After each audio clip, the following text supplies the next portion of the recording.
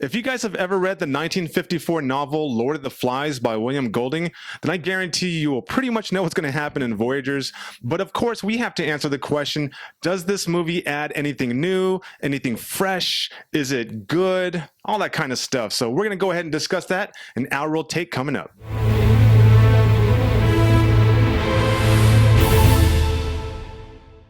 Before we get into our review of Voyagers, we want to remind you to please like, share, and subscribe to our YouTube channel, The Real Screeners. We're also available on social media at TikTok and Facebook at Real Screeners and Instagram Real.Screeners. If you're on the go, don't forget to look us up on any podcasting platform of your choice. We also want to quickly remind you about our online store, realscreeners.com, where we have a variety of movie-themed apparel, such as these t-shirts. For example, this one asked me about my bougie movie knowledge. And this bad boy right here, that's what I do. I dominate at movie trivia and memorize comic book characters. And you can find these original designs, guys, on our website, from everything from shirts to tank tops to phone cases. And one last thing, I want to let you guys know that we will be at the El Paso Comic-Con September 10th through the 12th. That's at right. the El Paso Convention Center. 3 days of goodness, guys. We'll be selling these two shirts, obviously, along with our other collections. And we'll also be talking about everything movies. We'll be having prizes, talking movie trivia, anything under the sun, guys, related to movies and shows. So definitely check that out.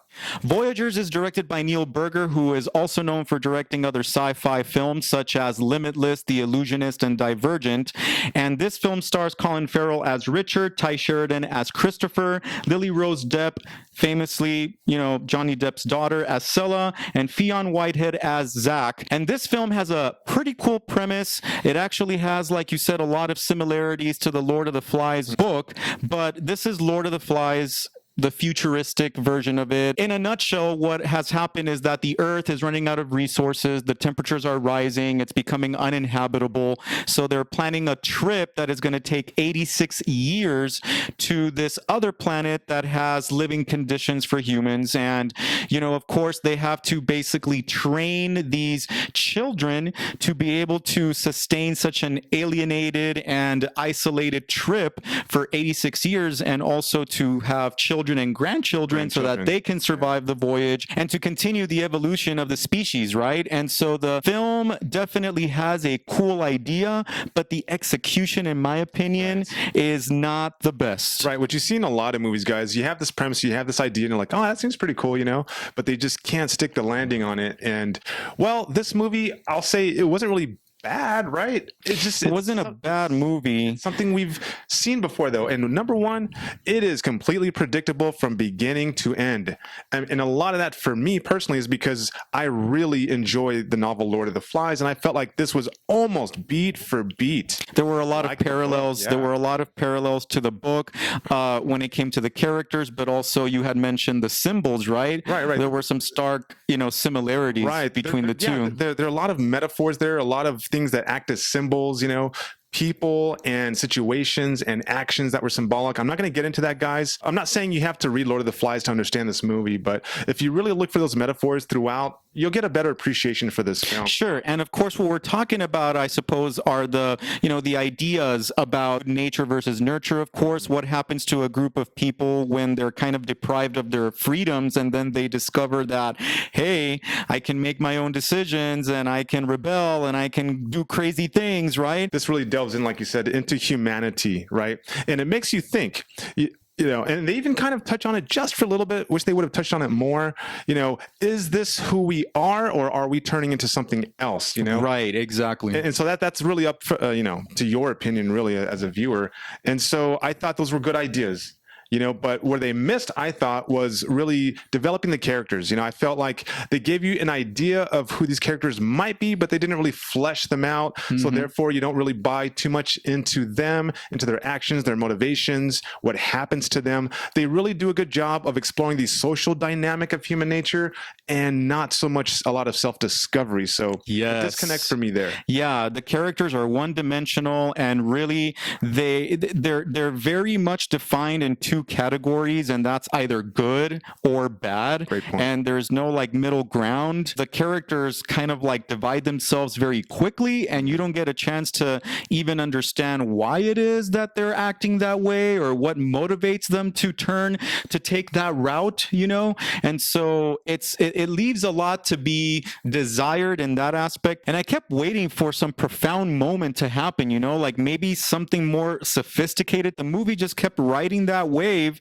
of, you know, good and bad. So that was my general feeling about the movie. Now, one thing that I will say about the movie that I did enjoy was that I felt that it did a good job of capturing this feeling of isolation and alienation. And I really liked the way that the ship looked, the architecture and the design aspects of the ship, the cinematography, the lighting was all well done in my opinion. They got the techniques right. Yeah, generally speaking, I think that the movie got those right, but definitely not enough to, you know, compensate for everything else that it was lacking.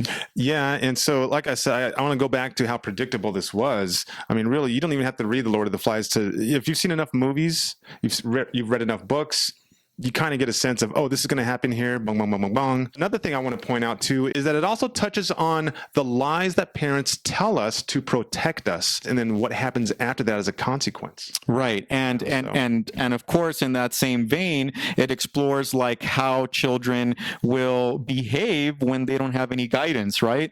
Yeah, and I thought this movie did an excellent job of that. At that, yeah. That's one of the few things I can say I did enjoy was I like how they took you on that journey of them being kind of like stoic little peons, you know, right, actually being these people who are awakened, and so you get to see them wrestling with each other, you know, managing or not managing their sexual feelings, and they're just like little kids being released from their cages, and I thought that was good. Yes, so interesting, you know, aspects of human behaviors in there for sure. I also want to quickly mention the acting was actually decent. You know, I really bought Depp's performance here, you know, as Scylla, and I liked Ty Sheridan as well, and Colin Farrell. I thought they all did a great job in the movie. Yeah, I thought they did, you know, especially the character who played Zach. He was the more emotional one, I guess. You know, and I thought they all did a decent job. You know, it's kind of hard to act the way they had to act because you have to have a certain level of restraint, and so it's a balancing act, right? So points for that. Yes. So I was looking at Rotten Tomatoes score for this movie, and, you know, it's very low, alarmingly so, for both the audience and the critics rating in the 20s. I honestly didn't think it was that bad of a movie. I was never bored watching this movie, even though its pacing was, you know, it took its time. Then again, the movie is very predictable, very dull. The characterization, you know, not all there. I'm going to give this movie 3 reels out of 5. Okay. And so that is my take on Voyagers. Yeah, I guess because I'm more familiar with the novel, I'm a little more critical, I guess, on the rating, you know. Okay. I would say, guys, if you've never read the book, if you've never watched a movie in your entire life, you'll probably think this is an awesome story, right? I'm going to knock it down a bit. I'll go 2.5 reels out of 5. And like I said, because I just felt it was super predictable, but yet not a terrible movie. So yeah. That's my rating. Yes. And so we thank you once again for tuning in to watch The Real Screeners. We want to remind you, of course, to subscribe and share and like our videos. And please leave a comment down below. Let us know what you think about Voyagers and its similarities to Lord of the Flies, or anything interesting that you happen to catch that we missed. Don't forget, you guys can also follow us on social media. On Facebook and TikTok, we're at Real Screeners, and on Instagram, real.screeners. And of course, if you guys want some of this cool merch along with other stuff, go check it out at realscreeners.com. And lastly, mark your calendars again for September 10th through 11th at the El Paso Convention Center, because you'll find us at El Paso Comic-Con. But until then, guys, check out our videos. We thank you for your support, and we'll see you next time for another real take on movies.